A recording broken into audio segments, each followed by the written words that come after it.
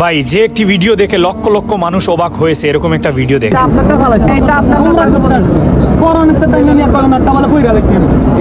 চিন্তা করেন, কাবাগরের ঠিক 1 থেকে 2 হাত সামনে দাঁড়িয়ে দুইজন ভাই ঝগড়ায় লিপ্ত। ওরা কারা জানেন? আপনার আমার মতো বাংলাদেশি। তারা কি নিয়ে ঝগড়া করতেছে? একজন নাকি আরেকজনের এহরামের কাপড় নিয়ে গেছে, এসব নিয়ে ঝগড়া বাঁধাইছে। বিশ্বাস করেন ভাই, কাল কিয়ামতের মাঠে যখন সূর্য ঠিক মাথার 1 হাত উপরে আসবে, তখন উত্তপ্ত সূর্যের তাপে মগজ গলে গলে পড়বে। ঠিক এমতাবস্থায় এক বাঙালি আরেক বাঙালির দিকে খোঁজ নেবে যে তার মগজ আমার থেকে বেশি পড়ছে না কম পড়ছে।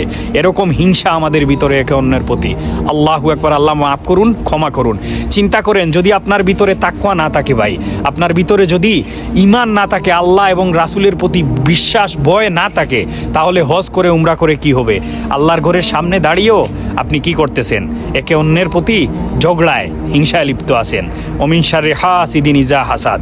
আল্লাহ আমাদেরকে হিংসুকের হিংসার অনিষ্ট থেকে রক্ষা করুন, আমাদেরকে বুঝার তৌফিক দান করুন। আমিন।